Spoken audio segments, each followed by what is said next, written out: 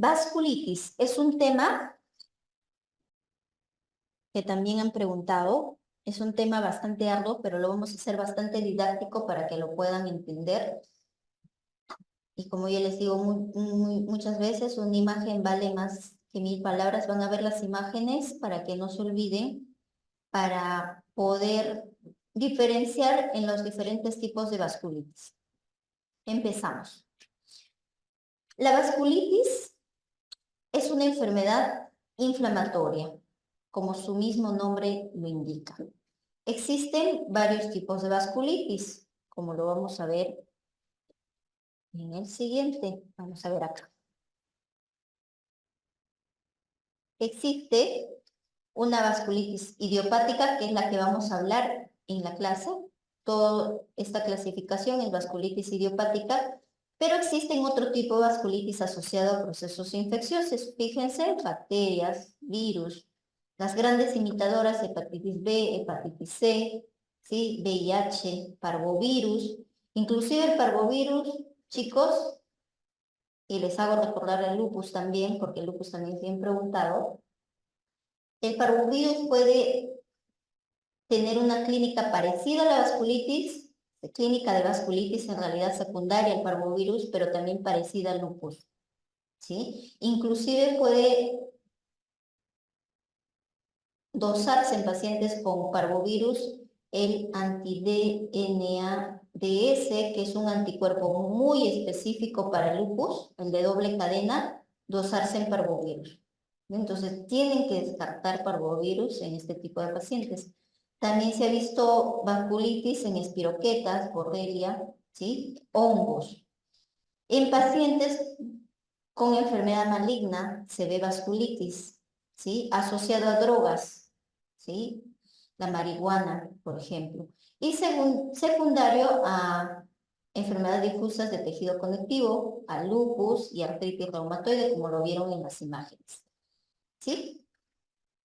Ahora, ¿cómo les va a venir un paciente con vasculitis? Un paciente con vasculitis, como han visto los diagnósticos diferenciales, las otras causas que no son idiopáticas, va a venir como esos diagnósticos diferenciales. ¿Qué tienen ese tipo de pacientes? Un síndrome constitucional, ¿sí? Que básicamente van a venir datos generales, fiebre, que van a tener baja de peso, que van a tener mialgias.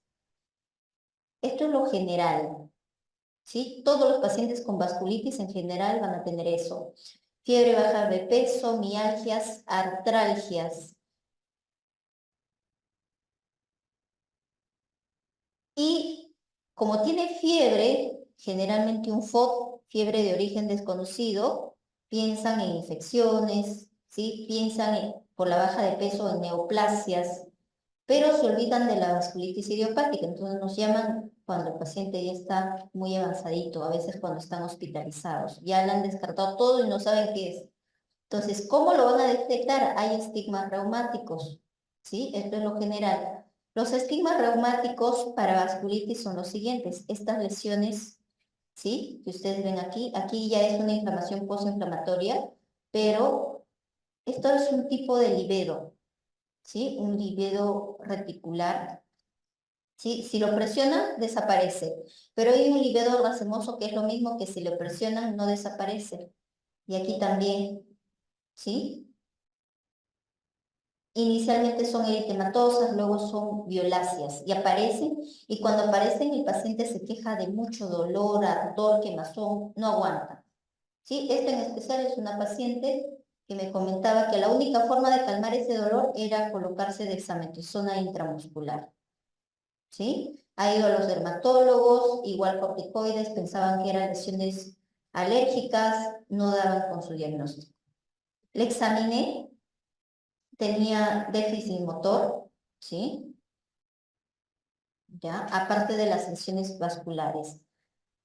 Aparte de ello, observando todo, porque nosotros los dermatólogos evaluamos todo, desde el cabello hasta la punta de los pies, como pueden observar, y en los ojitos, fíjense, hay un adelgazamiento de la esclera, ¿sí? Detrás de la esclera existe una capa que se llama la uvea, ¿Por qué se llama uvia? Porque tiene el color de la uva, ¿sí? Y si ven, está oscurito. Igual acá. A esto nosotros llamamos, mira aquí, es acá reciente, escleromalacia. Cuando yo veo esto, es un estigma reumático para mí y decir, es una vasculitis. Claro, existen otras causas de escleromalacia, pero para mí tengo que demostrar que no sea vasculitis. Escleromalacia. ¿Ya? Otro estigma para yo pensar que es vasculitis son esas lesiones isquémicas en los dedos. ¿Sí ven? Lesiones isquémicas, piensen en vasculitis. Este es un paciente varón. Este es otro paciente, miren, totalmente isquémico, dedo necrótico, ¿sí? Estaban descartándole infecciones. Encima el paciente era drogadicto, secundario a drogas, ¿sí? Pero luego le salió su ANCA-C y ANCA-P positivo, una vasculitis de vaso pequeño, ¿sí? Lesiones isquémicas, dedos necróticos, piensen en vasculitis primarias o idiopáticas. Lesiones ulcerativas, ¿no? Esta paciente no tiene AR, ¿no? Sí, con las mismas lesiones que la paciente con AR, que se fijaron en el primer tema, son úlceras, y si ustedes se dan cuenta, voy a hacer un zoom aquí. Estas úlceras aquí están activas, pero aquí ya han cicatrizado, están como unos hoyuelos, ¿sí? Todo en la pierna, y la paciente se quejaba de un dolor neuropático en las piernas. ¿Sí? Cualquiera diría insuficiencia venosa. El doctor Manolo siempre me envía este tipo de pacientes porque como van a él pensando que son las venas, finalmente son enfermedades reumatológicas. Acertadamente me los envía y cuando yo les examino, yo los palpo y por aquí palpo nódulos. Aparte de las úlceras hay nódulos. Y miren acá, también hay la misma mancha que vimos en el otro paciente, el líbedo racemoso, úlceras, ¿sí? Y además, esta paciente en particular, no está la fotito, creo que obvié, a ver, no, sí. Esta paciente en particular es una paciente de Cusco, ¿sí?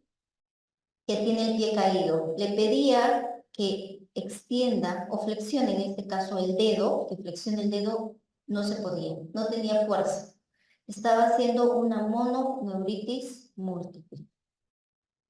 ¿Sí? Entonces, ven esto, piensen en vasculitis. ¿Y por qué se producen justamente esas lesiones necróticas que ustedes han podido observar? Porque en la arteria hay inflamación de las paredes. Esa inflamación de las paredes hace que la luz disminuya y el flujo sanguíneo, por lo tanto, también. Y por lo tanto, haya isquemia del órgano comprometido o tejido comprometido. Pasan los meses, esa inflamación pues cede y ya la pared se debilita, la pared del vaso se debilita y genera aneurismas en cierto tipo de pacientes, ¿sí? Y si hay aneurismas, ¿nosotros qué podemos escuchar con el estetoscopio? Soplos. Muy bien. Entonces, aquí en vasculitis necesito que sepan la clasificación. Según la clasificación de Chapel-Hill del 2012, tenemos vasculitis de vaso grande, vasculitis de vaso mediano, vasculitis de vaso pequeño. Aquí está súper estructurado y característico, ¿sí? En la vasculitis de vaso grande tenemos a la arteritis granulomatosa. Se caracteriza porque hay granulomas. Y se da en pacientes mayores de 50 años. Y a ese tipo de vasculitis lo llamamos arteritis de células gigantes. Antiguamente se llamaba arteritis de Horton o arteritis de la temporal, porque creían que solo comprometía la arteria temporal, pero compromete la aorta y sus ramas, ¿sí? Otra vasculitis es la arteritis granulomatosa también, en pacientes menor de 50 años. ¿Cómo llamamos esta arteritis? Arteritis de Takayasu. Compromete la aorta y sus ramas, básicamente la de los brazos, las braquiales. Las vasculitis de vaso mediano, aquí tenemos dos importantes.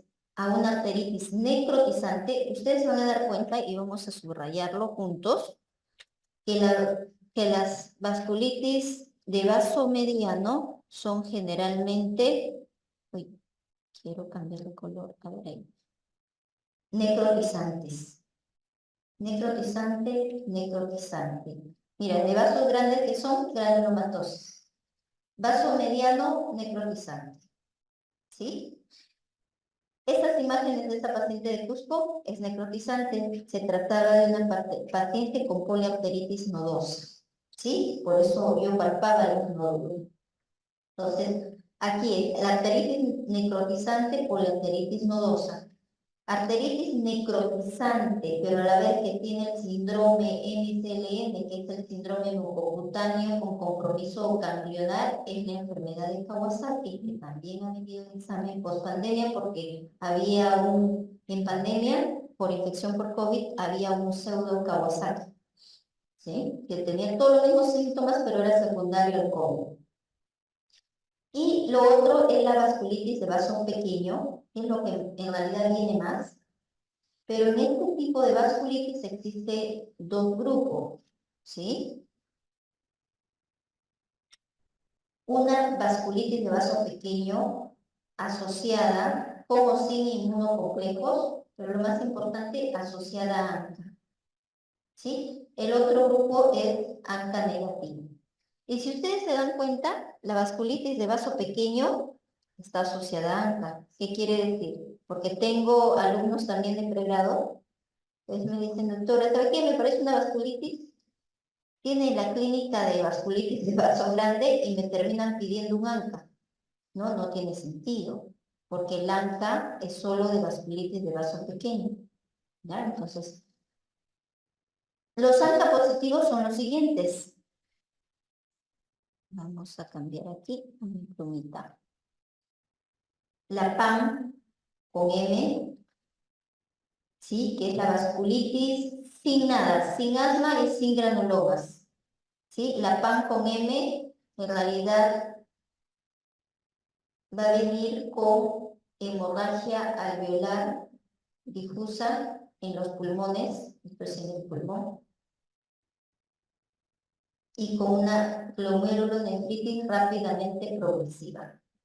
Y obviamente con todos los síntomas de vasculitis que hablé en la diapositiva anterior, malestar general, fiebre, baja de peso. El otro grupo es la vasculitis con granulomas, pero sin asma.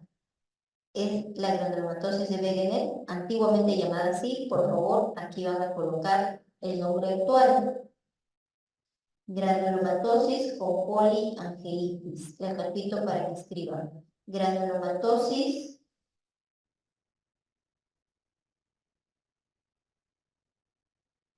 con poliangelitis. Poliangelitis o angelitis también, de las dos formas, ¿sí? Y este otro, el último, es vasculitis eosinofílica con asma y con granulomas. Es el síndrome de Sjögren-Strauss, que es granulomatosis con poliangelitis eosinofílica. Le agregan la palabra eosinofílica. Y las no asociadas a ANCA, ¿sí? Que son la asociada inmunocomplejo, que puede ser de cualquier órgano, las crioglobulinemias o la vasculitis por crioglobulinas, que en realidad, si es que les preguntaran por ahí, se va a activar o tener las lesiones vasculares que han visto solo cuando el paciente ha sido expuesto al frío. Cuando se expone al frío, las crioglobulinas se precipitan en los vasos y hacen necrosis, ¿sí? Obstruyen esa necrosis. El otro tipo de vasculitis que también es muy preguntado, ANCA negativo, ¿sí? Es la asociada inmunoglobulina A, que es la púrpura de Heno-Scholby. ¿ya? Esto también es muy importante. Y las otras vasculitis asociada a lupus, artritis reumatoide, ¿no? Secundaria a las enfermedades difusas de tejido conectivo. La clínica en general, y es importante que tomen en cuenta esta clínica en general porque en realidad así les va a venir los pacientes. Los pacientes no van a venir con un rótulo de vasculitis, sino les va a venir paciente con claudicación de extremidades, paciente con asimetría de presión arterial, paciente con asimetría o ausencia de pulso, porque está obstruido el vaso, paciente con soplo, porque hay aneurismas, o por la obstrucción también, y dilatación aórtica. Si presentara este tipo de síntomas, se trata de una vasculitis de vaso grande, ¿sí? Se van a este grupo. ¿Cuál de ellos es? Ahora lo vamos a ver según sus características. Si su paciente tiene nódulos cutáneos, úlceras, livedos reticulares, gangrena digital, mononeuritis múltiple, es decir, pérdida de fuerza en alguna de las extremidades, neuropatía periférica, microneurismas, ¿en qué empiezan? En la vasculitis de vaso mediano. Ahí tienen a la PAN con N. Hay una PAN con N, recuerden que hay una PAN con N. Y la enfermedad de Kawasaki, que básicamente el Kawasaki es en niños, ¿sí? Y la vasculitis de vaso pequeño, la clínica va a ser justamente compromiso de capilares, de la piel, por ejemplo, púrpura, urticaria, glomerulonefritis, los glomérulos son capilares, hemorragia alveolar, los alvéolos son capilares, hemorragia sin araña, uveitis, episcleritis, escleritis, ojo rojo, también es un síndrome que puede ser síndrome Zika, síndrome Sjögren o también vasculitis. ¿Sí?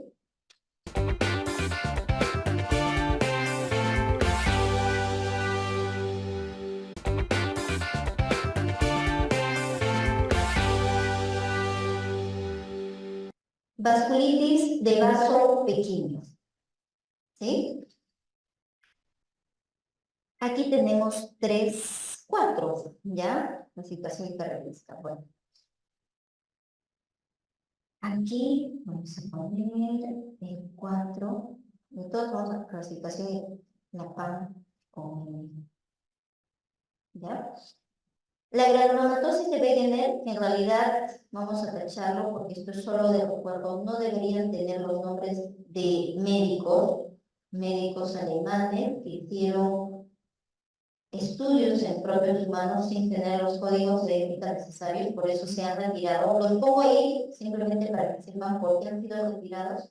Actualmente ya no es vasculitis de Wegener, es granulomatosis con poliangiitis, y de la Shure-Strauss es granulomatosis con poliangiitis eosinofílica. De vaso pequeño, no asociada a ANCA, más sí asociada en un depósito de inmunoglobulina A en la púrpura de Finoch. Esto resáltenlo porque en los casos clínicos les viene con este dato. Y aquí está la PAN con M, que es su característica principal, es que va a venir con hemorragia alveolar difusa, como cualquier vasculitis. Cualquier vasculitis, inclusive el lupus, podría venir con hemorragia alveolar difusa porque hay compromiso de vaso pequeño del alveolo. Y aquí viene con una glomerulonefritis rápidamente progresiva. La granulomatosis de Wegener o granulomatosis con poliangiitis está más asociada, no es exclusivo, con el ANCA-C. La de Shure-Strauss más, no es exclusivo, con el ANCA-P. Igual, la PAN está más asociada con el ANCA-P. Y probablemente en su caso clínico les pongan ANCA-P. Y para Wegener les van a poner ANCA-C positivo. C de citoplasmático. Pero ahora les explico cómo lo van a diferenciar o se van a acordar. Entonces, aquí tenemos la vasculitis, la granulomatosis con poliangiitis. Este tipo de vasculitis, su clínica va a ser lo siguiente. Va a empezar en vías respiratorias altas, luego de un tiempo afecta vías respiratorias bajas y luego de un tiempo afecta el riñón. ¿Sí? En ese orden. Tu paciente va a presentar clínica de qué? Cefalea, porque básicamente va a tener sinusitis. Para el que vaya a ser otorrino, por favor, no se olvide que las sinusitis podrían ser inicio de una vasculitis granulomatosa. Y he tenido muchos pacientes que ya me vienen con esta nariz, una nariz sencilla de montar, que el otorrino no le derivó al reumatólogo. Entonces, paciente con sinusitis, descartar granulomatosis de Wegener, obviamente con otras características adicionales como toda vasculitis, malestar general, fiebre, fatiga, mialgias, artralgias, baja de peso. Sinusitis, tu paciente va a presentar sinusitis, además epístasis.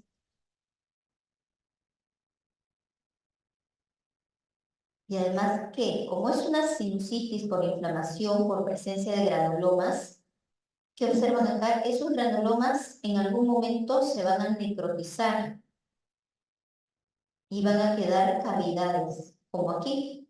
Como este tejido es delgado, hay una cavidad. Y aquí, si observan un poco, no se está tratando esto de aquí, pero... Ajá, ahí. La nariz ya no tiene los dos orificios, ¿sí? Las fosas nasales han desaparecido. Entonces, es una granulomatosa necrotizante, deja cavidades, ¿sí? Y les decía eso porque la GPA está asociado, voy a poner al ANCA-C, que se llama ANCA citoplasmático o asociado al PR3, que es un antígeno, ¿sí? Citoplasmático. Pero ese C, ¿se acuerdan de cavidades? ¿Ya? Porque no solo va a tener cavidades en las vías respiratorias altas, sino también, si el granuloma es el pulmón, cavidades en el pulmón, en vías respiratorias bajas. También afecta el cartílago de la nariz, deformando la nariz y generando la silla de montar. Proptosis en los ojos de esta niña, ¿sí? ¿Por qué? Porque los granulomas también se localizan retrooculares y después de unos meses puede afectar el riñón como una glomerulonefritis pauciinmune. Pauciinmune.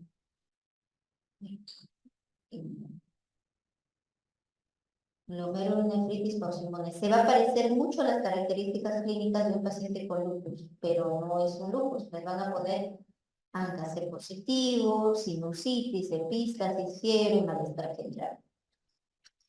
Ahora, en la vasculitis GPAE eosinofílica, granulomatosa con polingiitis eosinofílica, va a tener todas las características de todas las vasculitis: baja de peso, fiebre, malestar general, mialgias, artralgias, pero además lo más característico de este tipo de vasculitis es la presencia de asma, ¿sí? En el caso clínico, y presencia de eosinófilos, más de 1000 periféricos, eosinófilos periféricos.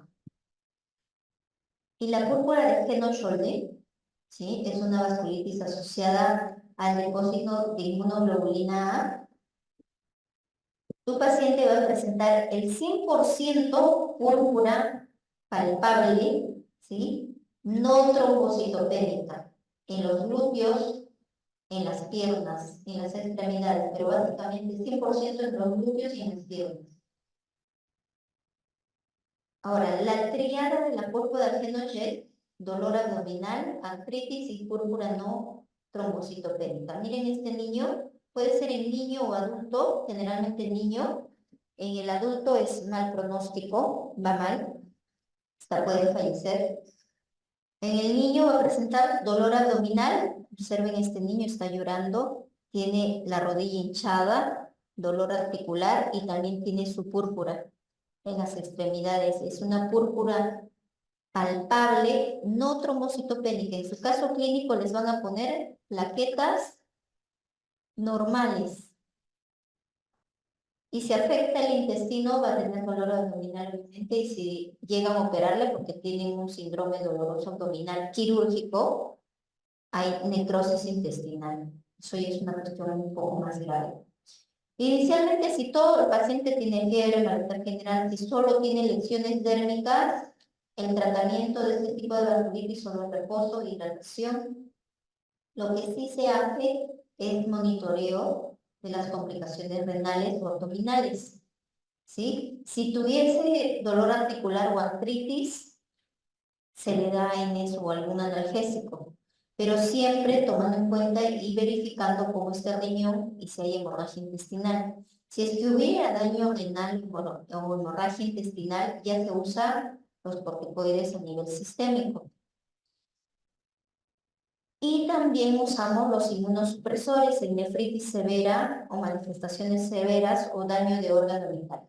Y usamos plasmaféresis en ese caso también.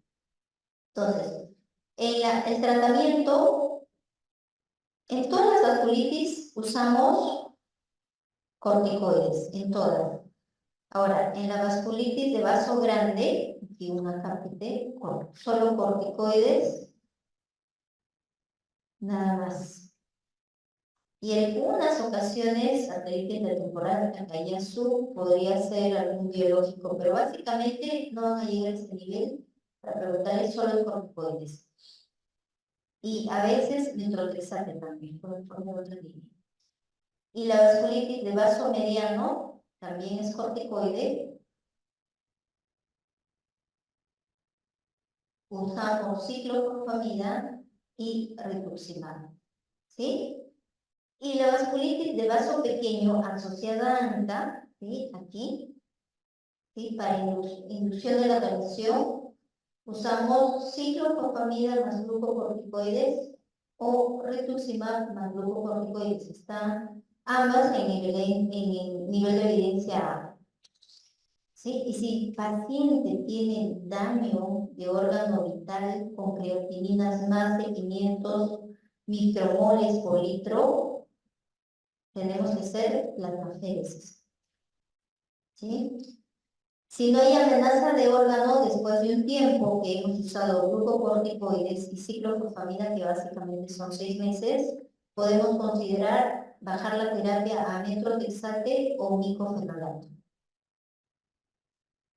Si hemos logrado una remisión clínica sin presentar los síntomas que hemos mencionado, para la terapia de mantenimiento podemos cambiar a azatioprina o metrotexate. Y vamos bajando la dosis de glucocorticoides. O simplemente si empecé con rituximab, puedo continuar con rituximab. ¿Sí? Y en algún momento, cuando ha llegado la remisión, que es 1 año y medio a 2 meses, podemos eximirnos de algún tratamiento de biológicos o inmunosupresores, inclusive corticoides. Y aquí tenemos un resumen, ¿sí? De todas las vasculitis, cada uno con su imagen más característica. La PAN con N, ¿qué tipo de vasculitis es? Vasculitis de vaso mediano. Schur-Strauss-Wegener, vaso pequeño.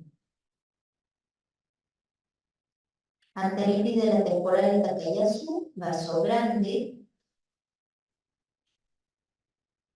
Púrpura de Henoch y Kawasaki, también, no, Henoch es pequeño. Y Kawasaki es mediano, muy bien. Y están los puntos claves. Entonces, la PAN con N, la poliarteritis nodosa, presencia de polimorfos nucleares, hay necrosis, púrpura palpable, la púrpura es característica clínica en la piel, no desaparece la vitropresión, puedes hacer el diagnóstico con biopsia, a veces no le damos suficiente con la clínica, no le hacemos la biopsia, tratamiento, ¿sí? De la PAN con N, corticoides, dosis muy altas, ciclofosfamida, y en algunos casos hemos usado también metrotexate. Ya le hacemos un slash. En pacientes que tienen infección por hepatitis B, no le damos inmunosupresores, le damos interferón y plasmaféresis. Y en el caso de la PAM, con M, que es una vasculitis de vaso pequeño, no se olviden, pequeño. Su característica principal es que va a venir un paciente, en tu caso clínico, con hemorragia alveolar difusa. La triada de la hemorragia alveolar difusa, ¿cuál es? Si hay hemorragia, ¿qué va a tener en el pulmón? Disnea. ¿Qué más? Anemia aguda. ¿Qué más? Por lógica, chicos, hemoptisis.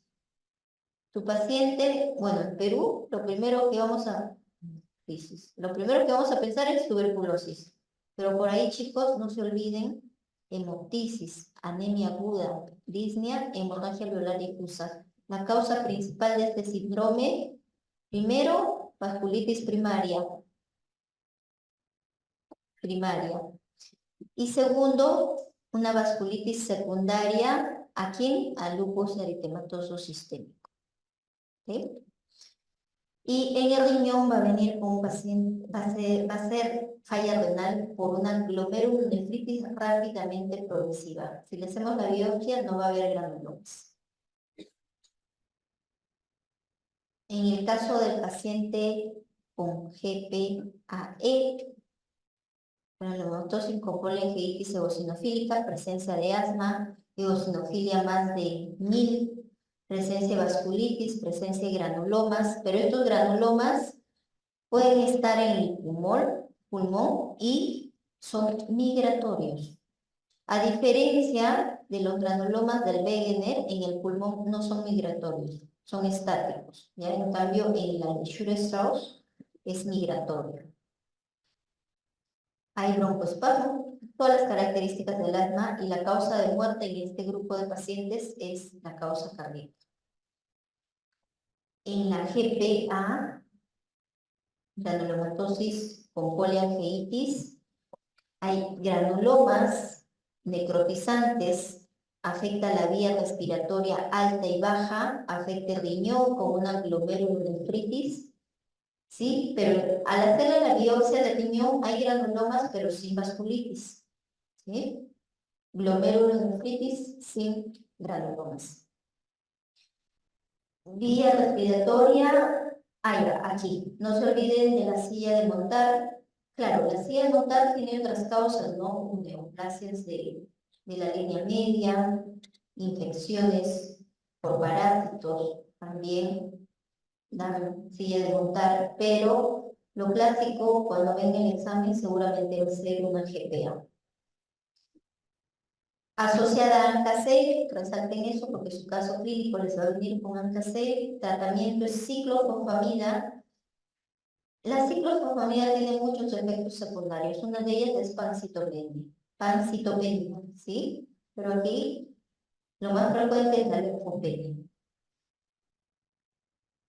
También podemos dar en la GPA metrotexate, en una GPA localizada solo de vías respiratorias altas, podemos dar metrotexate inicialmente, pero si el paciente tiene daño renal, perdón, daño hepático, porque el metrotexate es hepatotóxico, tenemos que sustituir por otra medicación, que básicamente son corticoides, azatioprina, o en todo caso, ciclofosfamida.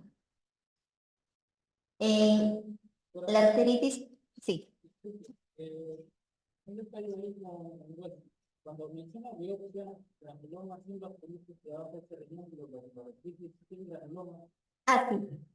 Aquí a veces les hacemos biopsia al pulmón, ¿sí?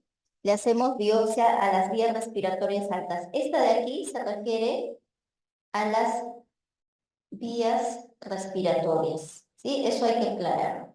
Muy bien. Y aquí genera un poco de contradicción, ¿no? Y esto es exclusivamente de riñón, ¿sí? Muy bien. Gracias por la pregunta, para que quede claro. Ahora vayamos a la arteritis de la temporal. Aquí, si ustedes se fijan en la imagen, es un abuelito agarrándose la cabeza. ¿Qué quiere decir? Es un paciente con cefalea, que compromete las arterias craneales externas y también la arteria de la temporal, como dice aquí.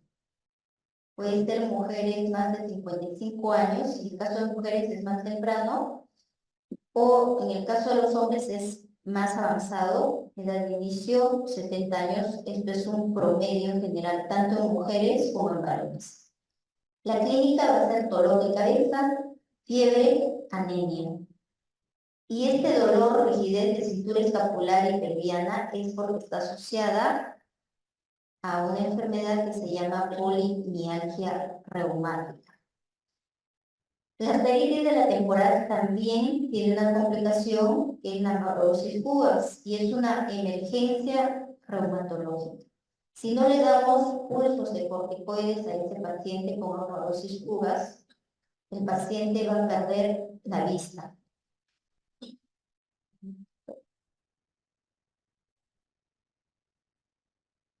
¿Sí? Entonces, el paciente repentinamente pierde la vista. Ahora, obviamente al tratarse de una vasculitis, pero básicamente es como criterio para la arteritis de la temporal o arteritis de células gigantes, para hablar más acertadamente, van a tener el BCG elevado, más de 50, claro, es más de 50 como dicen los criterios, milímetros por hora. Anemia crónica, normocitic hipocrómica, PCR de obviamente elevado igual que el BCG. El diagnóstico definitivo se hace por biopsia. Como les decía, ahora ya no les hacemos biopsia, les hacemos ultrasonografía y hay un signo que lo llamamos el halo hipocogénico, y eso más todas las características clínicas del paciente con BCG elevado, dolor de cabeza, dolor en rigidez de cintura escapular y pélvica, una ecografía positivo con bursitis, sinovitis. En esas zonas, pues hacemos el diagnóstico de arteritis de células gigantes. El tratamiento es básicamente corticoides. ¿Sí? En la arteritis de Takayasu hay síntomas isquémicos, como dice acá, siempre va a ser una mujer menor de 40 años, y lo más característico, claudicación, ¿sí?, de miembro superior por afectación de la subclavia, ausencia de pulso radial. Y acá les había agregado que el BCG persistentemente elevado se relaciona con alta mortalidad en estos pacientes. Por eso damos corticoides, dosis altas y a la vez metrotexato. Ahora, en la vasculitis de Henoch es por depósito de inmunoglobulina A. Generalmente su caso clínico les van a poner que es posterior a una infección respiratoria, básicamente por estreptococo. Va a tener una púrpura palpable, no trombocitopénica, ya saben, en miembros inferiores. Y también el tratamiento es corticoide. Ahora, en el caso de la vasculitis de Kawasaki, aquí hay una carita de un niño, ¿sí? Ojo rojo bilateral, lengua roja, agrietada. Entonces, niño mayor de 5 años, un cuadro de exantema febril, fiebre prolongada, más de 5 días, congestión conjuntival, labios rojos, agrietados, lengua frambuesa. Aquí también les pueden poner solo lengua roja o fisurada, ¿sí? Y el exantema, que también es característico. La gravedad o complicación lo va a dar el corazón, el sistema cardiovascular con los aneurismas, y pueden fallecer los niños por miocarditis o ruptura del aneurisma. Complicación en la afectación coronaria, porque también les pueden preguntar cuál es la complicación de la enfermedad de Kawasaki en una afectación coronaria por los aneurismas. El tratamiento es inmediato. Tenemos que en estos pacientes, en estos niños, darles gamma globulina, aspirina, esteroides, ¿sí?, corticoides básicamente, y si a los días no mejora, porque les monitorizamos con el ecocardio el tamaño de los aneurismas, tenemos que darle infliximab o tocilizumab. Entonces, si les preguntaran en qué tipo de vasculitis usamos biológicos como anti-TNF y anti-JAK, sería en este tipo de vasculitis, la vasculitis de Kawasaki. Entonces, en resumen, tienen que saber, según la clasificación de Chapel-Hill, vasculitis de vaso grande, pequeño, mediano. ¿Cuáles son las vasculitis de vaso grande? Células gigantes, Takayasu. ¿Sí? Vasculitis de vaso pequeño, mediano, perdón, pan con N, Kawasaki. Kawasaki. Ahora, de vaso pequeño, asociada a ANCA, están por acá, PAM con M, granulomatosis con poliangeitis y granulomatosis con poliangeitis eosinofílica. Y de aquí, de este grupo ANCA negativos, ¿sí? La púrpura de Henoch, las crioglobulinas, ¿sí? La clínica, el caso clínico, les van a venir o estas características, o esto, o esto. Todas en algún momento al inicio se van a confundir, pero ya viendo claudicación, es vaso grande. Asimetría de pulso, presión, alteraciones de presión, es vaso grande. Soplo es vaso grande. Vaso mediano, aquí está, el vaso mediano es la PAM y Kawasaki. Vaso mediano, nódulos cutáneos, úlcera, livedo, gangrena digital, lo más importante, mononeuritis múltiple, neuropatía periférica y microaneurismas. Es más, la mononeuropatía múltiple hay que resaltar. Aunque les digo, todas las vasculitis podrían presentar, las de vaso mediano y pequeño, mononeurismo. Pero para el examen la que tiene más es la PAP. Ahora, de vaso pequeño, todo órgano que tenga irrigación por capilares, la piel, ¿sí? El riñón con glomerulonefritis, el pulmón con hemorragia alveolar, hemorragias en araña, las uñas, en los ojos, uveitis, escleritis, escleritis. Todo tiene que ver con vaso pequeño, ¿sí? Tratamiento en general, analgésicos, AINES, corticoides, ciclofosfamida, metronidazol, microfenonato, azatioprina. Azatioprina básicamente usamos en vasculitis, lesiones vasculares, también usamos en lupus, pero cuando tiene compromiso vascular. También usamos en artritis, pero son casos específicos, no está como algo que usemos de manera cotidiana. Son casos específicos que no van bien con los FAMES tradicionales. Biológico, rituximab, infliximab, tocilizumab, plasmaféresis, ¿sí? E inmunoglobulinas. ¿Esta imagen de qué es? ¿De qué patología? Esta imagen que afecta vía respiratoria alta, vía respiratoria baja y riñón. Muy bien, de la GPA. Aquí, niño con dolor abdominal, artritis, púrpura, palpable, no trombocitopénica, Henoch, ¿sí? Esta paciente con livedo reticulares, mialgias, artralgias, fiebre, baja de peso, úlceras, pie caído, PAM, muy bien. Y este niño, aguanta, ¿ya?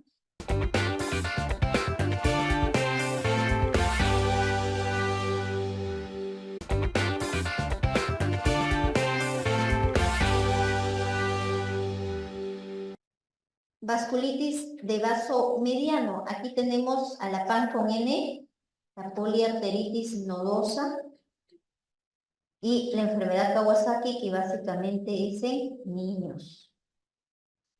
La poliarteritis nodosa, como su mismo nombre lo dice, va a haber nódulos, ¿sí? Esto fue un nódulo que se necrosó y luego se hizo cicatriz, ¿sí? Livedo reticularis, como ven aquí. Las úlceras y el pie caído, ¿sí? El pie caído, ¿sí? Falta de fuerza en la extremidad inferior, es una manifestación clínica de la mononeuritis múltiple, que está presente en las 2/3 partes de pacientes con vasculitis, ¿sí? Y de los pacientes con vasculitis, la que tiene más mononeuritis múltiple es la panarteritis nodosa.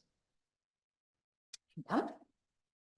También puede afectar polineuropatías, parestesias, ¿sí? Mononeuritis múltiple, que ahí la mano engarra, ¿sí? Esto es un síndrome túnel carpiano con una atrofia tenaz, disestesias, hormigueo, toda característica clínica de afectación de nervio, disestesias, hormigueo, sensación de corriente, paresia, parálisis del ciático popliteo externo, que también les pueden preguntar, es igual a la mononeuritis múltiple del pie, o llamado también pie caído, como aquí, como esta imagen, pie caído.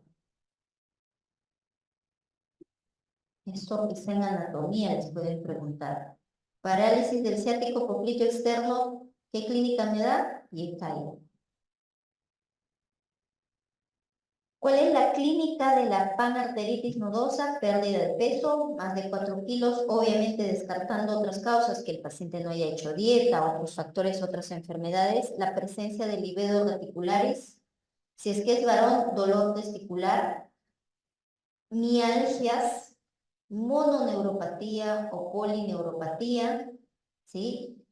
Esto ha venido alguna vez en examen.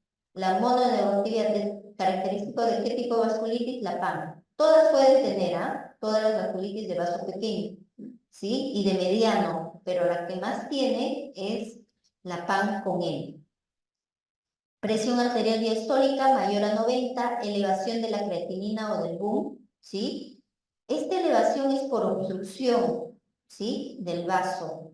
No es por deshidratación, no es por infecciones, sino que es por obstrucción. Pero debida a vasculitis. Esta obstrucción se debe a otra causa, por ejemplo, litiasis, ¿sí? Tienen que descartar otras causas. Las vasculitis son un diagnóstico de descarte. Y la PAN con N está asociada a la infección por hepatitis B. Aquí recordemos que la PAN con N, poliarteritis nodosa, es a hepatitis B, como la vasculitis por crioglobulinas. Crioglobulinas. Esa hepatitis C. La PAN con N está asociada a la infección de hepatitis B y la vasculitis por crioglobulina está asociada a la hepatitis C. ¿Sí? Crioglobulina C, hepatitis C, para que se acuerden. Ahora, ¿hay alteraciones arteriográficas? Sí. Oclusiones, ¿sí? Y aneurismas, descartando otras causas secundarias. Y la biopsia, si es que le hacemos biopsia, podemos encontrar en los vasos neutrófilos polimorfonucleares.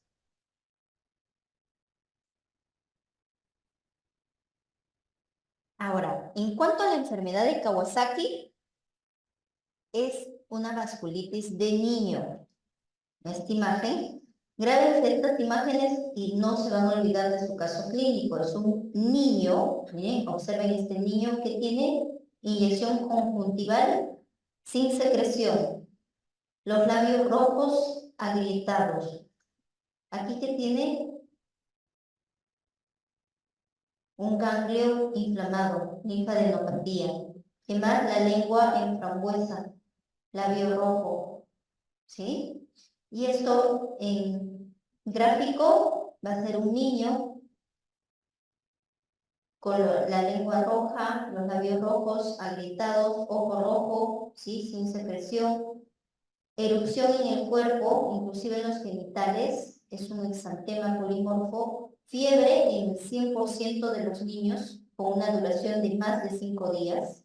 ¿Sí? Esto es como criterio. Las manos y los pies totalmente rojitos, ahí lo pinturan de rojo.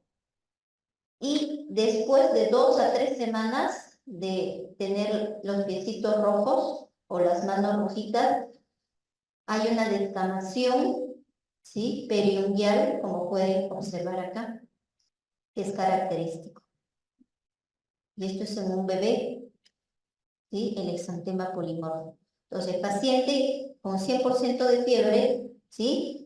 Más de 5 días, inyección conjuntival bilateral de ambos ojos, exantema polimorfo, labios agrietados, mucosa roja y alteraciones. El tema o exantema también se da en las extremidades inferiores, ¿sí? Con estas características de descamación. Y algo importantísimo que también alguna vez ha venido en examen y lo van a dibujar acá, van a dibujar un corazoncito. Una complicación, no es parte de la clínica, sino es una complicación de la enfermedad de Kawasaki, los aneurismas. Todo paciente con sospecha de Kawasaki, lo primero que hacemos es interconsulta cardiología para el cardiólogo por ahí, para que vaya a ser cardiólogo, me va a buscar aneurismas. ¿Y por qué fallece mi paciente si no tomo a tiempo? Por los aneurismas, la ruptura de los aneurismas. ¿Sí? Entonces, tenemos que diagnosticar a tiempo. Tratarle a tiempo para evitar las complicaciones.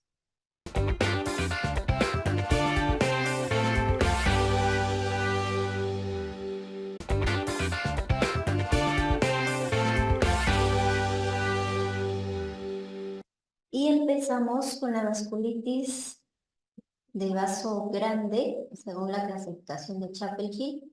Y aquí tenemos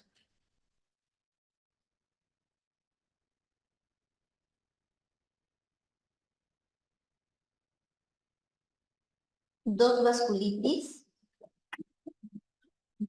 arteritis de células gigantes, ¿sí? Que anteriormente llamábamos la arteritis de la temporal porque afecta a la arteria de la temporal, y arteritis de Horton, ¿sí? Es una vasculitis de vaso grande. Y la segunda vasculitis de vaso grande muy importante es la arteritis de Takayasu. La arteritis de células gigantes da en pacientes mayores de 50 años, ¿sí? Y la arteritis de Takayasu en pacientes mujeres menores de 40 años, o su caso clínico les van a poner 40 años, porque eso es lo más clásico. Empezamos con la arteritis de células gigantes. Tu paciente con arteritis de células gigantes, como les manifiesto, es un paciente mayor de 50 años, probablemente tenga sus canitas, ¿sí? Y va a presentar como principal síntoma la cefalea. ¿Sí? Voy a cambiar aquí. Su principal síntoma va a ser la cefalea. ¿Por qué? Porque va a comprometer la rama de la aorta, que son las arterias básicamente externas, la arteria de la temporal, aunque también las internas, como lo vamos a ver en la clínica, ¿sí? Su principal manifestación es dolor de cabeza, pero ustedes van a preguntarme, pero dolor de cabeza es un síntoma muy general, ¿no? ¿Quién no ha tenido un dolor de cabeza? El dolor de cabeza debe ser de inicio reciente, ¿sí? Y es un dolor diferente, ellos refieren, ¿no? Es un dolor diferente a los anteriores dolores de cabeza que han tenido. ¿Sí? Es un dolor demasiado intenso y molestoso. Y se da en pacientes mayores de 50 años. Y cuando ustedes examinan la zona de la temporal, le presionan la zona de la temporal, y esta es una fotito de una paciente, pero graficada. La temporal lo van a presionar y lo van a notar hinchada. Y no solo hinchada, sino dolorosa. Le presionan la sien y el paciente se va a quejar, le va a doler. Y como es una vasculitis, le van a pedir el BCG y la BCG va a estar incrementada más de 50 milímetros por hora. Y la biopsia va a salir positiva. En la biopsia lo que se encuentra es un infiltrado mononuclear y también granulomas. Actualmente, por lo general, no hacemos las biopsias, hacemos ecografía.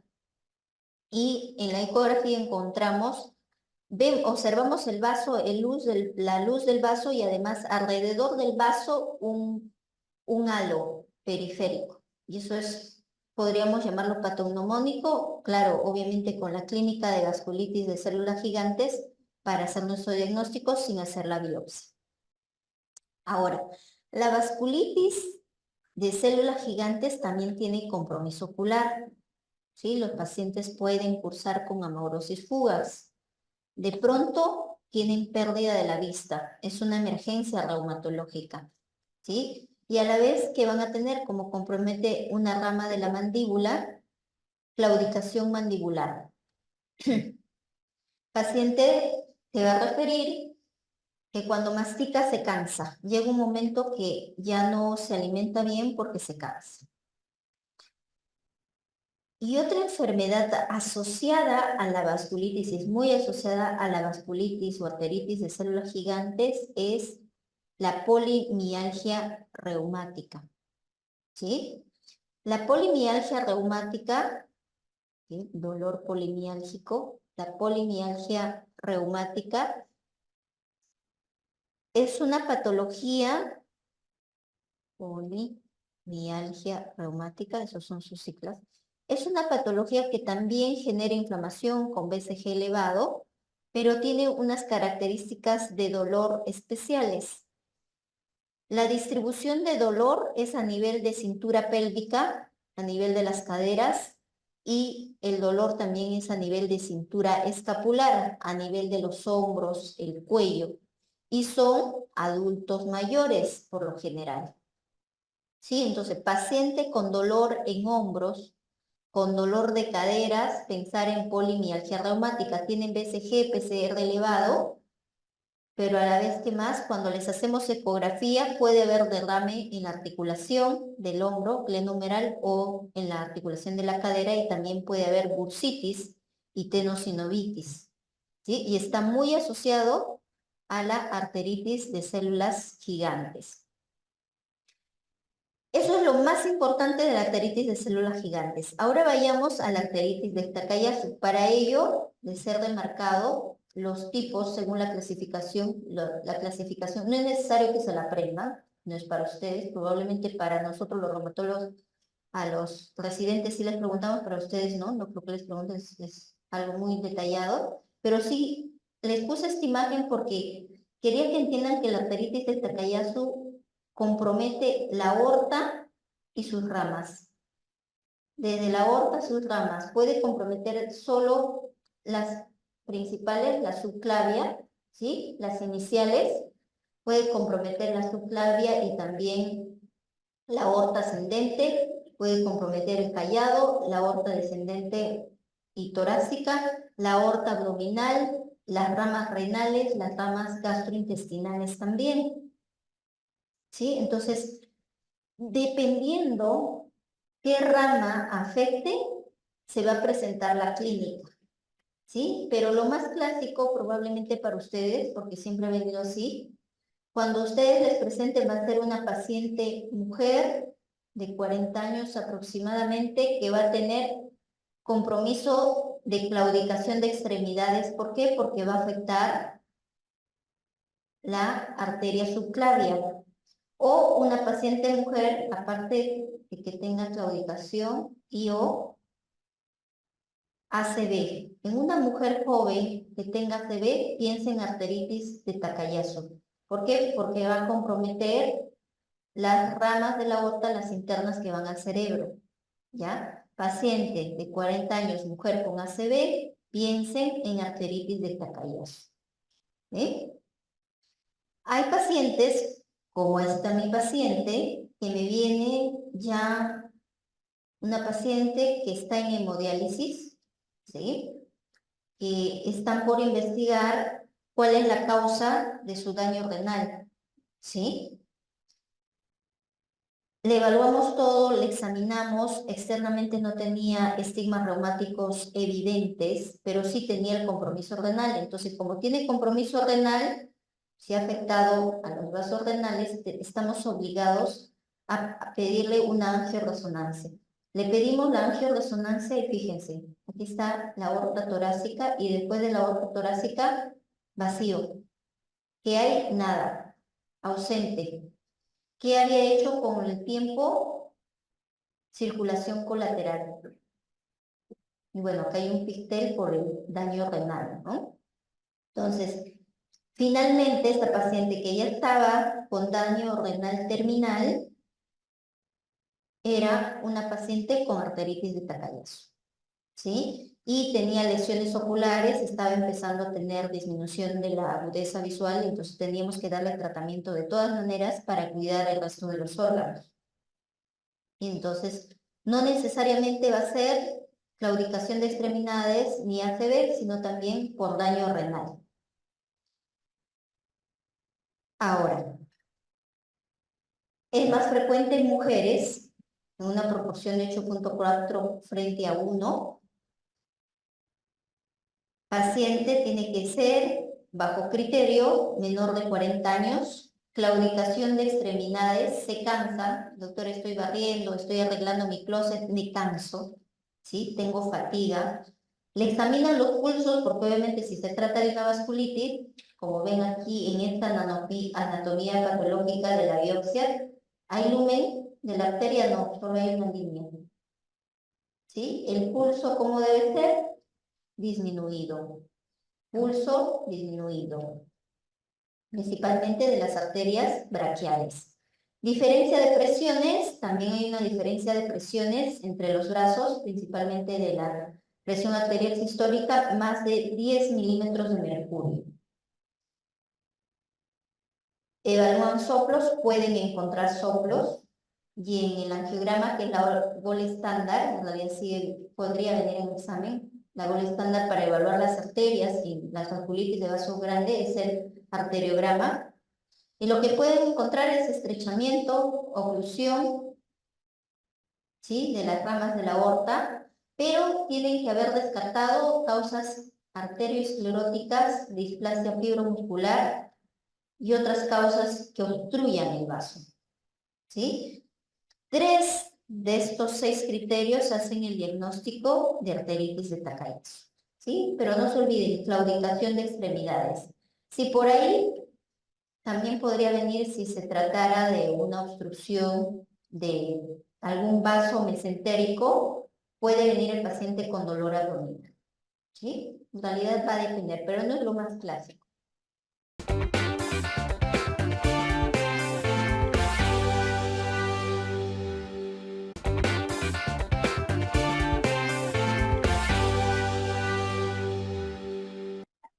O sea, las púrpuras en general, las púrpuras, pan y genocho, pan con M o pan con N, ya. En realidad, las púrpuras, como aquí lo estamos viendo, a ver, voy a cerrar.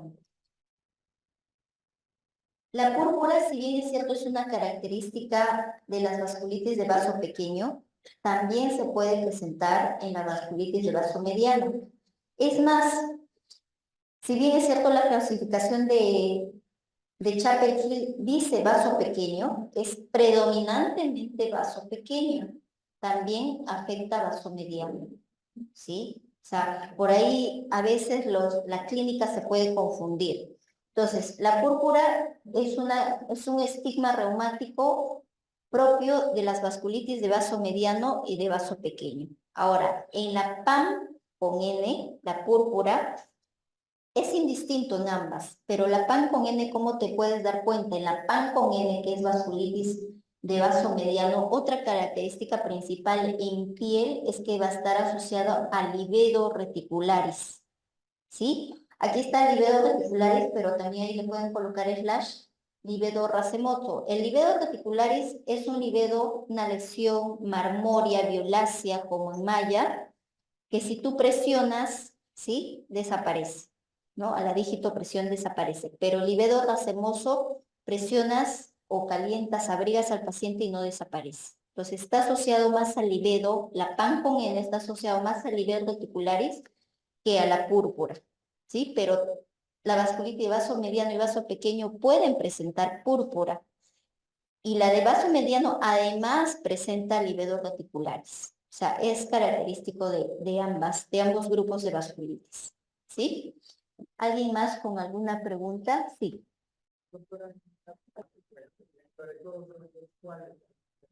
¿De vasculitis en general? más pequeños se les permite y los más pequeños es más frecuente.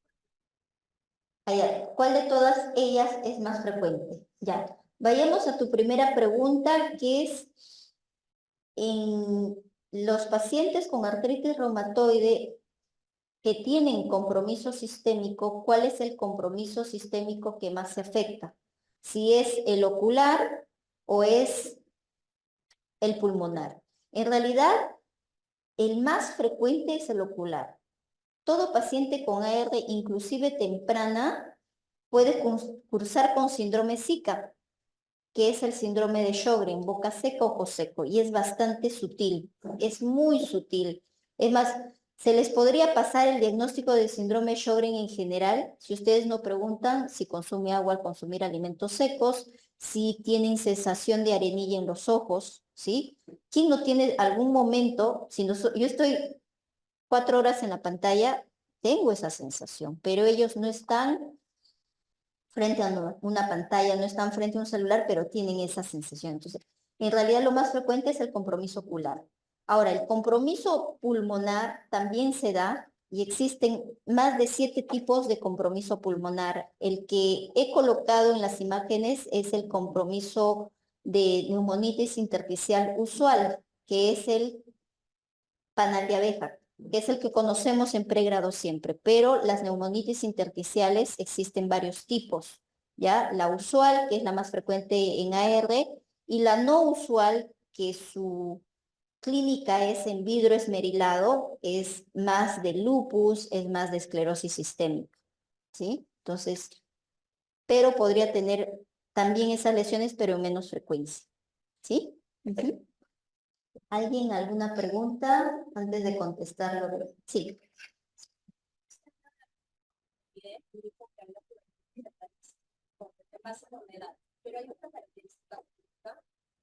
Sí, ahí quería aclarar, no me extendí mucho y gracias por tu pregunta porque por el tiempo no me pude extender. En realidad, la artritis reumatoide en sí, como definición, es en mayores de 18 años. ¿Sí? Artritis reumatoide lo frecuente es en edad fértil, pero existe una artritis reumatoide senil en adultos mayores, ¿sí? Que les manifestaba que la frecuencia en hombres y mujeres de artritis reumatoide en adultos mayores es igual, 1 a 1. Ahora, en menores de 18 años existe una patología que se llama artritis idiopática juvenil, ¿sí? Que tiene una fisiopatología ligeramente o en realidad diferente a la artritis reumatoide. Es a predominio de interleuquina 1, por eso se usa más anakinra en el AIJ, artritis idiopática juvenil, ¿sí? También usamos metrotexate. Pero, ¿qué engloba la artritis idiopática juvenil? La artritis idiopática juvenil engloba a una artritis parecida a la artritis reumatoide, ¿sí? Ya con factor reumatoide positivo, un grupo de niños que tiene esas características, engloba una que es sistémica, que tienen fiebre, malestar general y también dolores articulares, que no tienen factor reumatoide positivo, ¿sí? Tienen factor reumatoide negativo, engloba una artritis asociada a entesitis, ¿sí? Entesitis es la inflamación de la zona de entesis. Entesis es la zona de unión entre el tendón y el hueso. La entesis, prototipo del cuerpo, es el tendón de Aquiles. El tendón de Aquiles se une al calcáneo, ¿sí?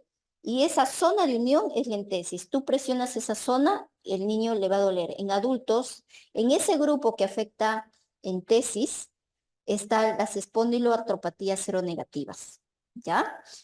Ahora, hay un grupo de artritis idiopática juvenil que está asociada a psoriasis, ¿sí? Y hay otro grupo que está asociada, le decimos indiferenciada, ¿sí?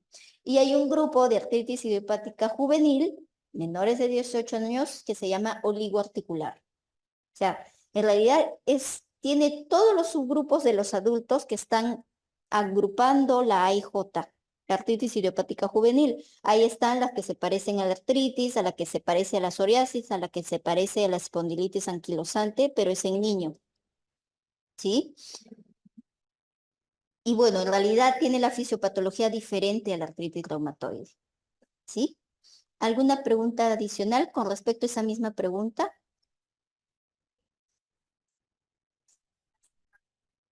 Ya. La vasculitis, a esa púrpura que consultaba, ¿sí? Yo le hago biopsia. Si es vasculitis idiopática y no es infecciosa, es no es otras causas secundarias que no sea vasculitis idiopática, va a salir vasculitis leucocitoclástica, que es propio de las vasculitis de vaso pequeño y mediano. ¿Ya? Ahora, tengo pacientes que simplemente me vienen porque tienen la biopsia positiva para una vasculitis leucocitoclástica en piel. ¿Sí? Vienen asustados porque piensan que tienen una vasculitis sistémica. Hay vasculitis leucocitoclásticas solo localizadas en piel. No tienen ninguna de estas vasculitis de vaso mediano ni de vaso pequeño. Pero mi obligación como reumatóloga es evaluar si hay daño de otros órganos, daños de órganos vitales o simplemente solo piel. ¿Sí? Así como en el lupus, existe el lupus solo cutáneo y existe el lupus sistémico. No, en mediano y pequeño. No es exclusivo, no es patognomónico de ningún tipo de vasculitis. ¿Alguna pregunta por ahí antes de ir a las preguntas de aquí internas? Doctora, una Sí. consulta. El manejo de embarazadas con vasculitis sería similar en pacientes normales por el tema de la que puede ser varios. En realidad, podemos usar corticoides en gestantes, sí. En realidad, el tratamiento de vasculitis, si te has dado cuenta, en todas las vasculitis usamos corticoides y a veces es solo la primera línea, ¿ya? Si con la primera línea va muy bien, generalmente un 90% van bien, solo y hasta que nazca el bebé, porque no podemos usar biológicos, no podemos usar metrotexate. Lo que sí podemos usar es azatioprina. Quizás si nuestro paciente se agrava, azatioprina y plasmaféresis e inmunoglobulinas. ¿Sí? ¿Alguna pregunta adicional? Vamos a ir mientras quizá tengan la pregunta, se les ocurre por ahí, vamos a ver aquí. Dice, AR puede afectar el hombro, la articulación, me imagino, acromio clavicular, humeral. Humeral, ¿esto será la misma? Un ratito. Sí, y codo causando tendinitis, bursitis y llegar hasta un desgarro parcial. Es una excelente pregunta. Si bien es cierto, ahí dice dentro de los criterios 14 áreas, ¿sí? De las articulaciones del cuerpo y es simétrico porque afecta las metacarpofalángicas, las interfalángicas proximales, las metacarpofalángicas que serían 2, la muñeca que serían 3, el codo que sería 4, la rodilla que sería 5, el tobillo que sería 6 y las metatarsofalángicas que sería 7. Como es simétrico, por 2 sería 14 áreas afectadas. En realidad, si bien es cierto los criterios para el diagnóstico están los criterios antiguos, la artritis reumatoide podría afectar cualquier articulación que tenga sinovia. ¿Sí? Cualquier articulación, incluyendo el hombro, incluyendo el codo. Ahora, les cuento una experiencia. Tengo una amiga cercana de la infancia que solo me venía por dolor de hombro, ¿sí? Acababa de nacer su niño tenía 8 meses, lo cargaba y pensaba que era el problema del hombro. Le hice la ecografía y efectivamente tenía microdesgarro del tendón supraespinoso, que es el tendón que más frecuentemente se afecta, que ahora en el ENAMA venía en el examen. Hay microdesgarro. Ella no tiene ningún antecedente familiar ni personal, BCG negativo, ¿sí? Pero tenía microdesgarro, tenía la tendinitis, en alguna ocasión le trataba, obviamente, el síndrome de hombro doloroso, pero remitía. En algún momento el dolor ya era en la noche y no calmaba ni con terapia. La tenosinovitis le infiltré, más no el desgarro, porque está prohibido infiltrar desgarros, hay que hacerlo vía ecográfica para solo ir a la tenosinovia. Mejoraba parcialmente, ¿sí? Y por ahí le pedí BCG-PCR negativos, factor reumatoide negativo, pero el anti-CCP más de 1500, ¿sí? Las manos ecográficamente sin artritis subclínica, porque a veces es necesario evaluar vía ecográfica para detectar sinovitis subclínica, porque tú la examinas con tus dedos, no detectas. Entonces, la sinovitis generalmente aparece en la zona palmar, ¿sí? Se ve como una gotita pequeñita en la ecografía, pero el paciente no tiene clínica. Pero hay, o sea, no se ve hinchado, pero sí hay un ligero dolor. Ella no tenía dolor en manos, pero sí tenía dolor de hombros. O sea, contestando tu pregunta, sí. ¿Puede presentarse así? Sí, pero hay que hacerle los exámenes, ¿no? En ella tenía el anti-CCP súper alto, más de 1500. Le inicié con metrotexate. A los meses le apareció nódulos en el codo, los nódulos reumatoides. Eso me indicó factor de mal pronóstico. ¿Qué otro factor de mal pronóstico tenía? Anti-CCP, más de 60, tenía más de 1500. ¿Ya? Entonces, dos factores de mal pronóstico. Inicialmente le traté con metrotexate, respuesta parcial, pasó los 2 meses, no fue como quisiéramos y le hicimos terapia combinada con leflunomida, 20 miligramos diarios después del almuerzo y con eso está bien, ¿sí? Entonces hay periodos en que se activa, hay periodos que está bien.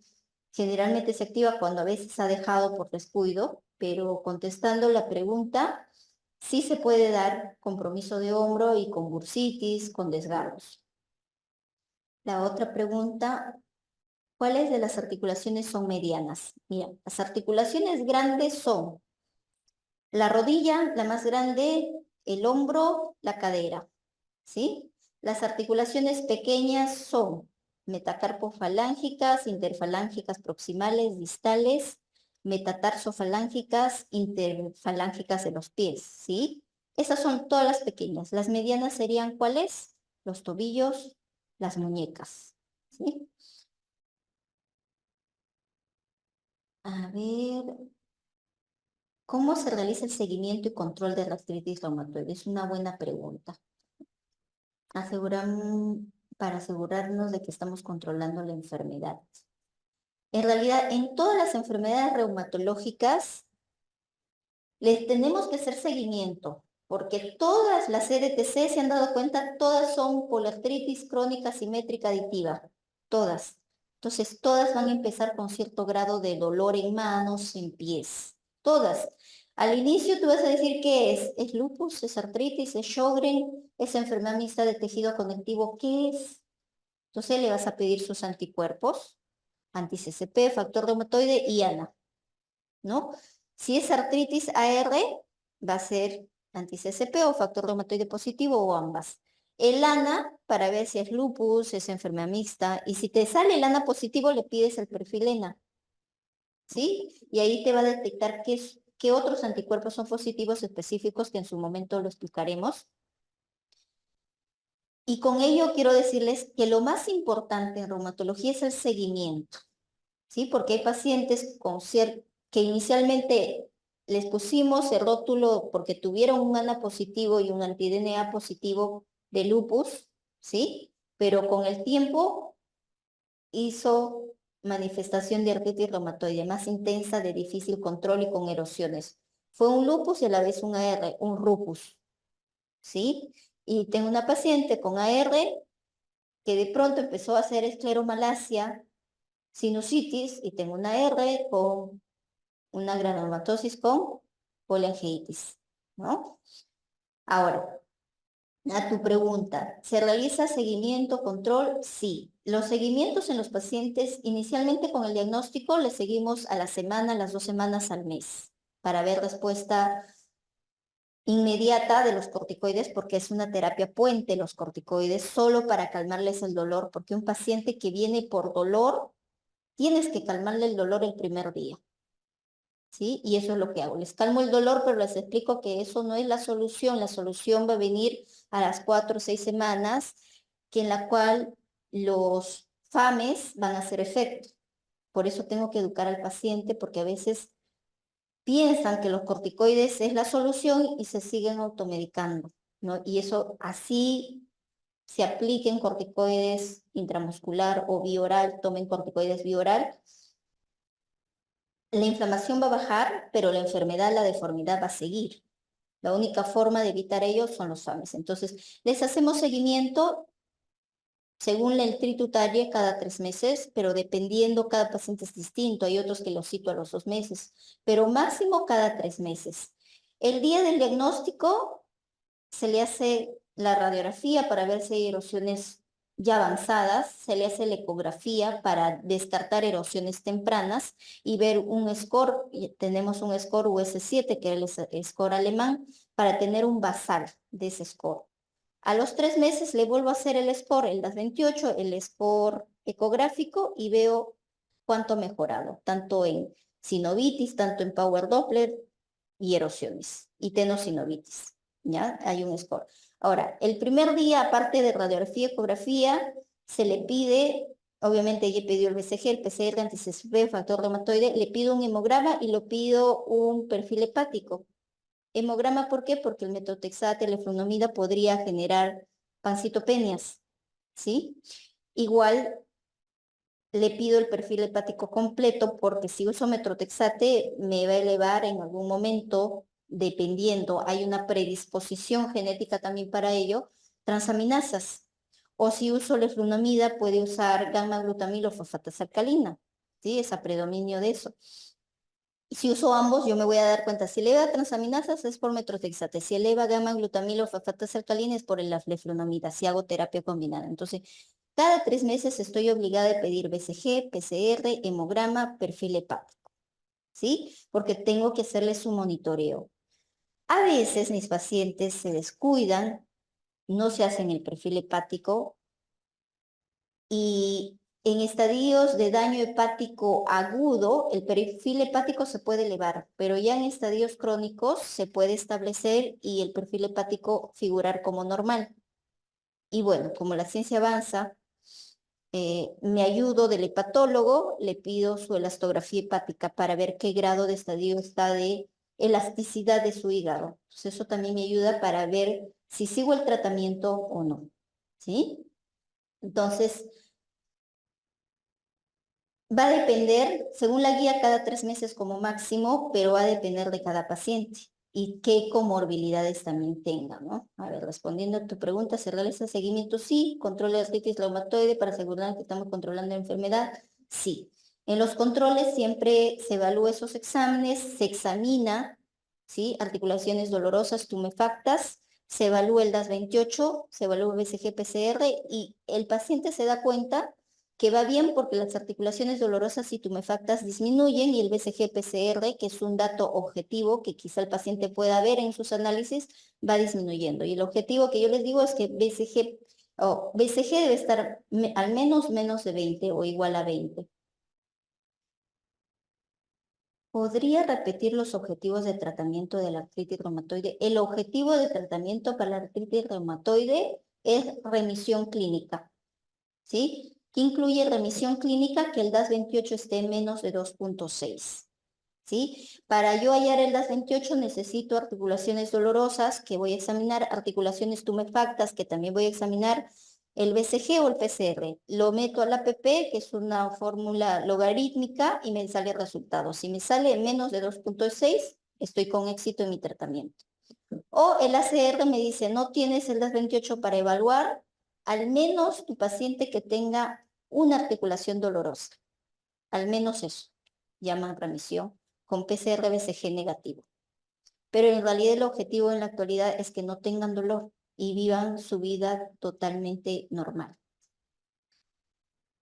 Ahora, la siguiente pregunta. Tratamiento de Heno-Scholden para iniciar corticoides en el compromiso abdominal.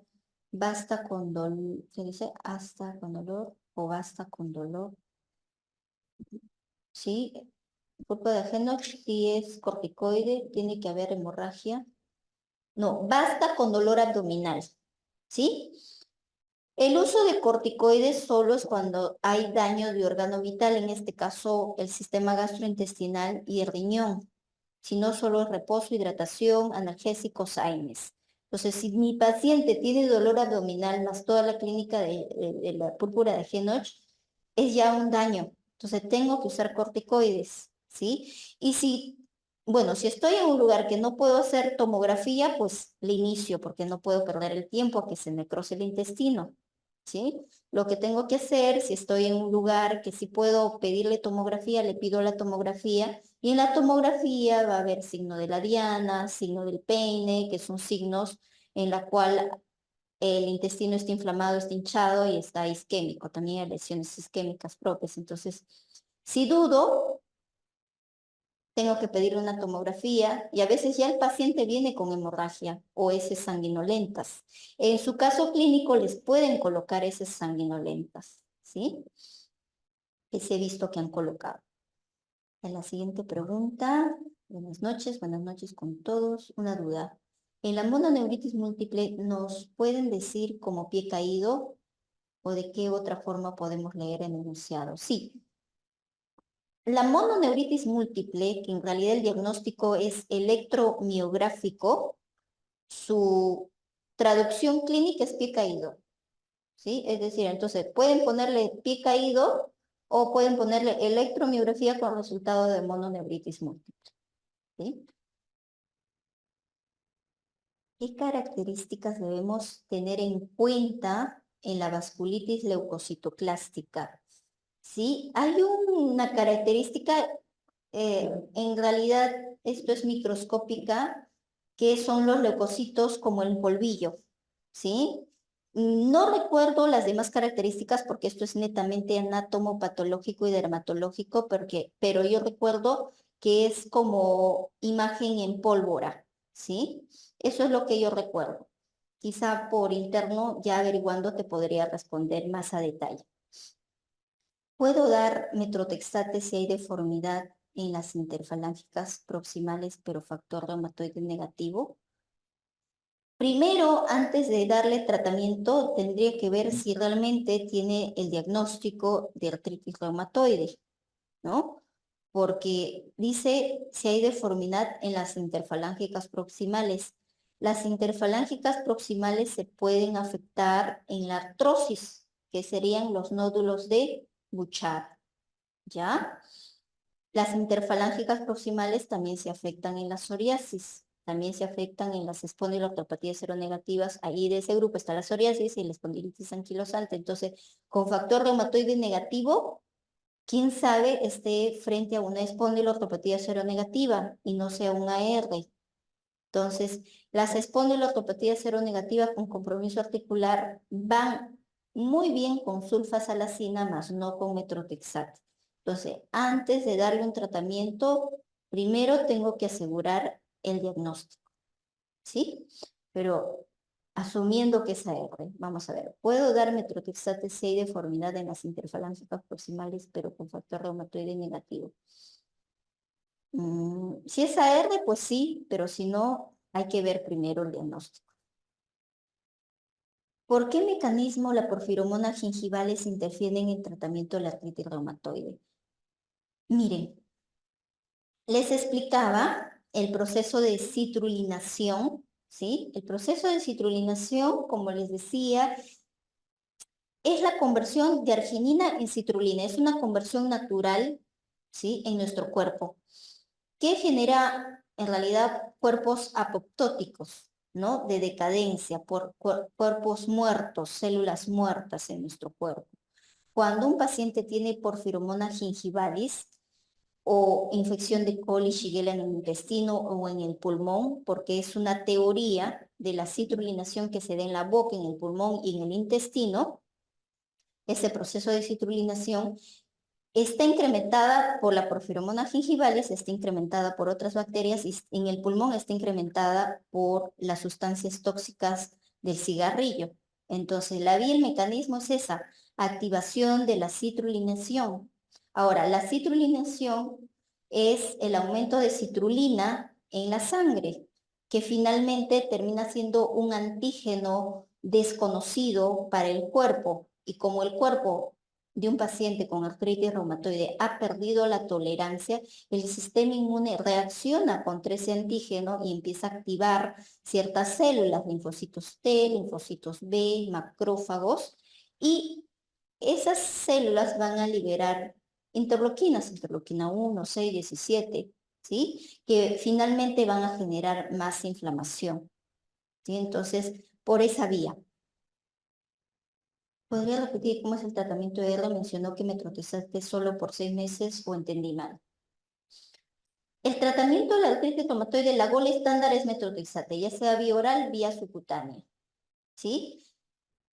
Si mi paciente el día del diagnóstico no tiene signos de mal pronóstico, solo le doy monoterapia, metrotexate o leflunomida o sulfasalacina, el que yo quiera. Pero la bola está en metrotexate. Imaginemos que le damos metrotexate. Pero si el primer día del diagnóstico tú evalúas los signos de mal pronóstico y tiene al menos uno más o dos o tres, tienes que ser agresivo en el tratamiento. No le vas a dar monoterapia, le tienes que dar terapia combinada, metrotexate, leflunomida como mínimo. O si no tiene posibilidades para leflunomida, metrotexate más sulfasalacina o solo sulfasalacina, ¿no? Entonces, le inicias tratamiento y esperas mínimo 3 meses para subir la dosis del metrotexate, porque la dosis bioral, según guía, es de 7.5 a 15 bioral. Yo empiezo en 15 y me va muy bien, ¿sí? Ahora, si con 15 al tercer mes no va bien, tengo la posibilidad de subir a más dosis, ¿sí? 17.5, 20, 22.5. Pero si yo paso los 15 miligramos, tengo que pasar a vía subcutánea metrotexate para mejorar la biodisponibilidad, porque vía oral 20 miligramos, la disponibilidad baja en un 70%, o sea, no tiene sentido darle vía oral. Tienes que pasar a vía subcutánea. Entonces, al tercer mes puedo subir la dosis. Espero al sexto mes, puedo seguir subiendo, pero dependiendo de las características, solo al tercer mes quizá le hago terapia combinada o terapia triple. ¿Sí? Voy subiendo, pero máximo espero al sexto mes, si está dentro de las posibilidades del paciente y si tiene seguro y todo lo demás, para darle biológico. Si no entra en remisión al sexto mes, pasamos a biológico. Pero, aún usando biológico, continúa con metrotexate. ¿Sí? Porque los biológicos tienen una reacción de respuesta. ¿Sí? Cuando no usamos metrotexate, el biológico le hace bien un tiempo, ¿sí? Y luego deja de hacerle el efecto. ¿Por qué? Porque el biológico es un cuerpo extraño, en el cuerpo genera anticuerpos contra ese biológico. Entonces, para evitar que genere esos anticuerpos contra ese biológico, se sigue usando metrotexate. O sea, el metrotexate se usa más de 6 meses. Puedo usar años solo metrotexate, años terapia combinada metrotexate con leflunomida o cualquier FAME, o años metrotexate con algún biológico. ¿Sí? En realidad el tratamiento es un arte, va a depender de cada paciente, no es un estándar para todos los pacientes.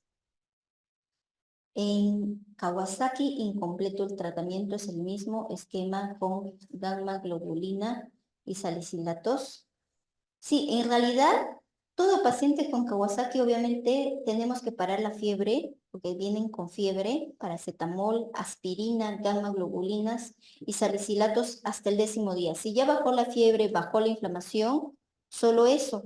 Pero si tiene complicaciones, se usa, aparte de las gamma globulinas, tenemos que usar tocilizumab o tenemos que usar infliximab antes que se complique nuestro paciente. A ver, aquí, ¿por cuánto tiempo puede usar corticoide un paciente con artritis reumatoide? Les repito, la terapia de corticoide en pacientes con artritis reumatoide es una terapia puente para calmarles el dolor mientras hace efecto los FAMES. Entonces, más o menos entre 4 a 6 semanas, ¿sí? Luego le bajan la dosis y puedes retirar el corticoide y solo quedarse con metrotexate o solo quedarse con leflunomida. Es más, tengo pacientes que saben todos los efectos secundarios del corticoide, o les informo de pronto, porque a veces hablo y hablo, y ya no quieren ni usarlo ni verlo. Doctora, ¿sabe qué? Voy a tomar mi AINE y voy a esperar, si he esperado 6 meses con este dolor, voy a empezar a 6 semanas para que me haga efecto el FAB, ¿no? Tengo pacientes que no usan corticoides por decisión propia. Entonces eso, si se tiene que biopsiar en un GPA, ¿de qué órgano se elige primero? ¿Pulmón o riñón? Nosotros siempre depende. El GPA, existe un GPA regional solo de vías respiratorias altas y un GPA que afecta pulmones, como les he manifestado, van por etapas, ¿no? Y un GPA que ya ha afectado riñón. Si es un paciente que ya está con afectación renal, lo primero que se hace es biopsia renal. Eso es siempre. De pulmón nunca hemos hecho, ¿sí? Tomografía, ANCAS, BCG, PCR, sus antecedentes de epístasis, a lo mucho que de vías respiratorias altas, la biopsia. Y entonces, riñón. Perdón. ¿Cuál